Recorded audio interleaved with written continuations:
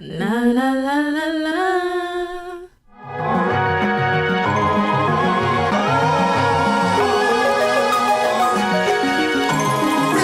In the sky.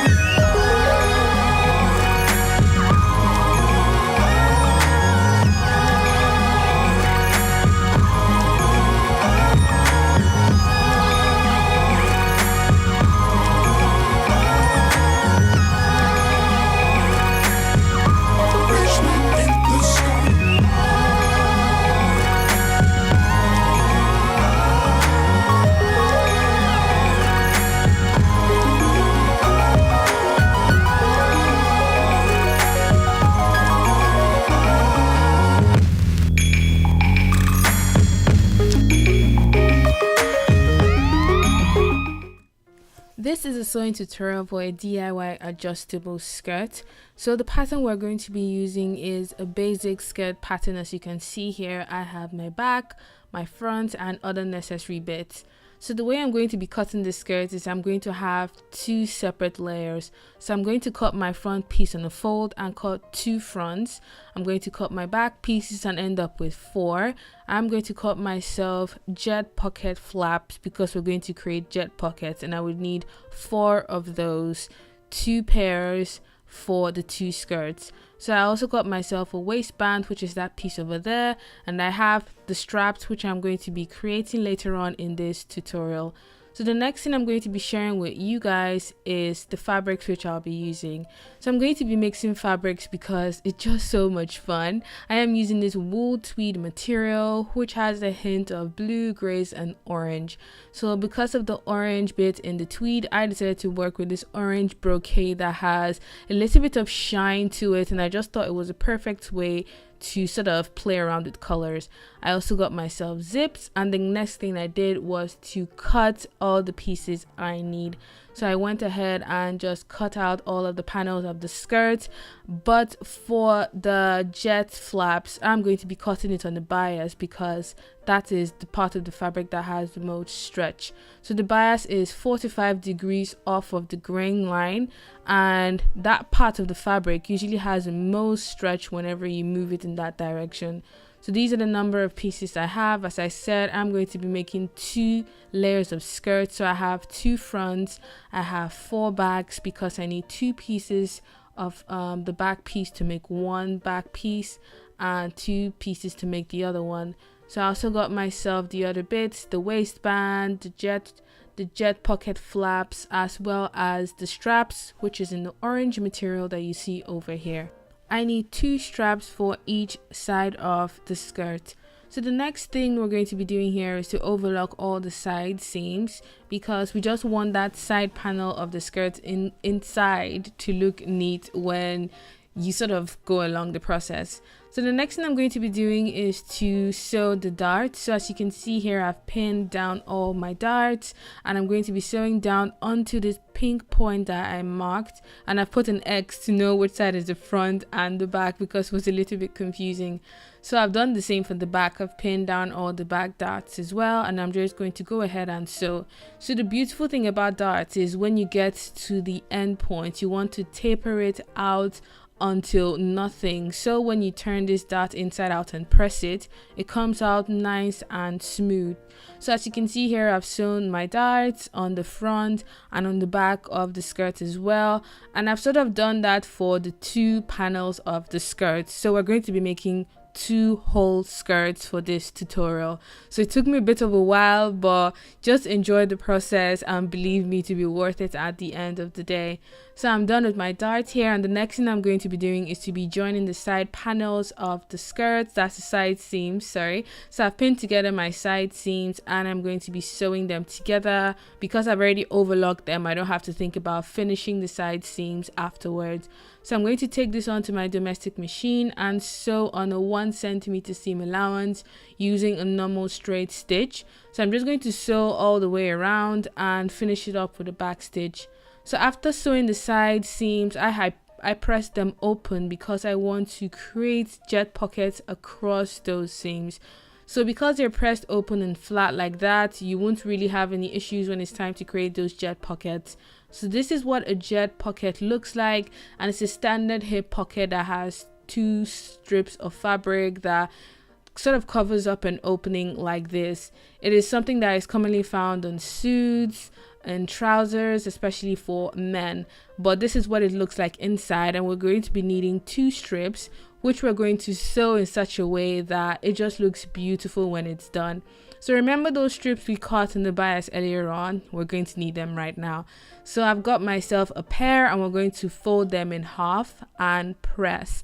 So you want to press them neatly so they come out looking like even, like this, because the more even and the more straight they look, the better they would appear when it's time to actually sew them onto the skirt. So what we're going to do next is to decide where we want the jet pocket to sit. So I decided on 12 centimeters from the waistline. You could have it higher, you could have it lower, however you want. And I'm going to just mark that point, and I'm going to square out the line. So what that means is I'm going to draw a straight line. So to get a straight line, you want to match that line in the center of your ruler to the side seam and draw a straight line from the front to the back, measuring 14 centimeters. Which is 2 cm less than the length of the strips. So this will make more sense as we go along. So the next thing I'm going to do now is to pin the strips onto the skirt along the line that we've just drawn.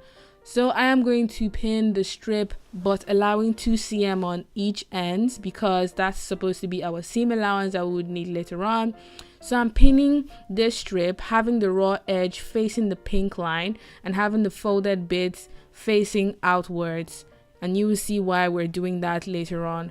So you want to pin those 2 strips right next to each other. No, don't let them overlap, just let them be right next to each other like this. So as you can see, the folded bit is on the outside and the raw edge is on the inside, and there's a reason why you have to sort of do it this way. So the next thing that we're going to do is to sew 0.5 centimeters from the raw edge from one point to the other, and the point you will start from is 2 cm from the edge. So this is a bit tricky, but I say practice makes the jet pocket perfect. I didn't get it once, I had to do it a few times before I got it right. So you start 2 cm from the edge of the strip and you stop 2 cm before the end of the strip, and yeah, that's the way it kind of works. So when you get to the end, you do a back stitch to secure it, and this is what it looks like. As you can see, the 2 cm mark is where the pink dot is, as well as the same thing on the other side. So the reason for this is you are going to cut that pink line we drew on the skirt open, and that is going to be the opening of the jet pocket. But the reason why those strips are stitched on top is because you're going to fold them inside and use them to cover up the hole that you've made. So this is what the stitching looks like right now, and we're going to go ahead and cut it with a tiny scissors. So we're going to cut from that pink dot on one end to the pink dot on the other end along the pink line we drew earlier on. So getting the smallest scissors you have, we're going to cut. This is the most exciting part. So folding the skirt like this to reveal the pink line, you're going to find a point and just tinily snip it open so you have like a hole to go through, and then cut and cut and cut. But you don't cut all the way to the end. You cut until 1 centimeter before the end of that pink line, and then you make a small triangle, which would be very crucial later on.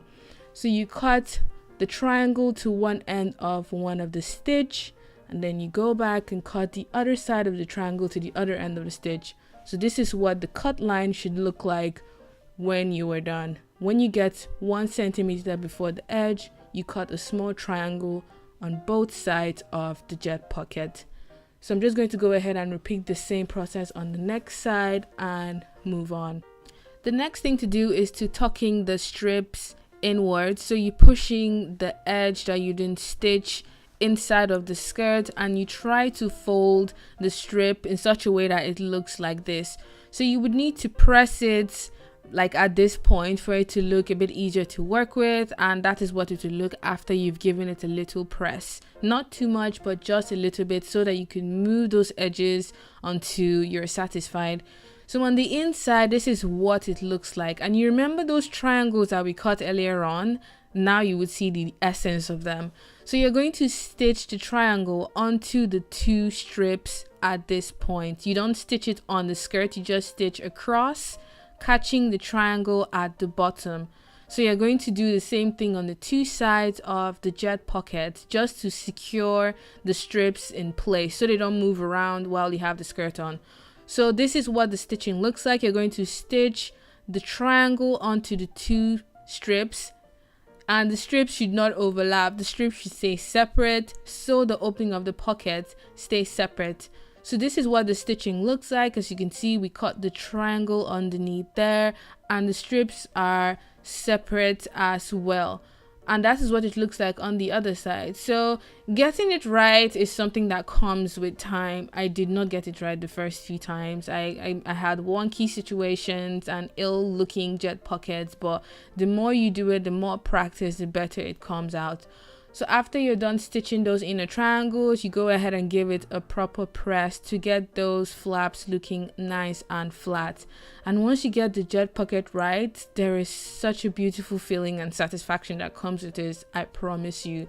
So just go ahead and keep practicing. So I'm going to go ahead and make the second jet pocket on the other side of the skirt, because the skirt has 2 side seams, therefore you need 2 jet pockets each on a seam.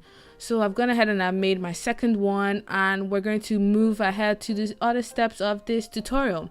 So you remember the other skirt that we made that we have not touched, we would need it later on. But before then, we need to make our straps. So the strap material is this orange brocade, as I mentioned earlier on, and I've cut 2 straps, which I cut on a fold. But we're going to join the sides of the strap as well as close off one end to make a ribbon which would fit into the skirt. So I'm going to go ahead and pin this down and take it onto my machine to sew. So starting from one of the ends, I am going to sew, and then when I get to this corner right here, I'm going to turn it around and sew off the side, sort of the side seam of the straps. So I'm going to sew that all the way to the end, but I would leave the other opening open because I need to turn the strap inside out. So I'm quickly going to turn this inside out and just make it look nice and beautiful. So once I'm done with making this one, I'm going to go ahead and stitch down the other one and give it a good press so it comes out nice, neat and flat. So these are what the 2 straps look like right now, and we're going to move on to the other steps. So this is the skirt that we have made and we haven't used. We're going to put the other skirt that has a jet pocket on top of that, the right sides facing each other, and we're going to match the seams, the side seams, as well as the center backs. And then we're going to take the straps and lay them over the side seams.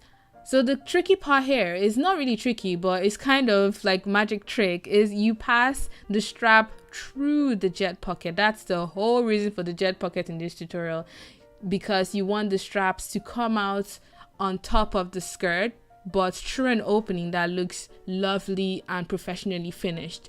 So we have passed both straps through both jet pockets, and we are going to pin the hem of both skirts as well as the straps. So when you take this on to stitch on your machine, you would stitch on the hem of the skirt as well as the straps in one go. So from one end to the other end, all you need is just one stitch to catching those straps as well as both hems of the 2 skirts. So I'm going to take this to my domestic machine and I'm going to sew it using a normal stitch on a 1 centimeter seam allowance, making sure I get my straps in place. They have to be at the side because that's where the jet pockets are. The straps cannot just be anywhere. So once I'm done doing this, I am going to turn this over to reveal the right side of the skirt. So I'm going to fold this like this and pull those straps outwards and turn it around so you can see what the skirt looks like right now. So my advice would be to give that seam, that's the hem seam, give it a nice press because that place needs to be flat and it needs to look good and needs to look cool. So, but we need to make a channel which the straps are going to sit in, because what we're creating here is is an exaggerated drawstring channel.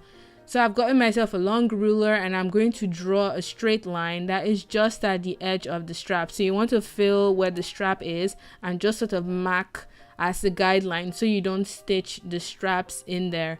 So I'm just using a tailor's chalk here that would easily come off later on to mark where the strap sits, and we're going to hold this down with pins that's holding down both panels of the skirt. Just hold them across each side of the drawstring channel we're going to create. Do this for the two sides and it should look like this at this point. So we're going to take this to the sewing machine and we're going to sew along those pink lines that we've just drawn to create an exaggerated drawstring channel. So using a straight stitch, just sew all the way from the waistline to the hemline of the skirt.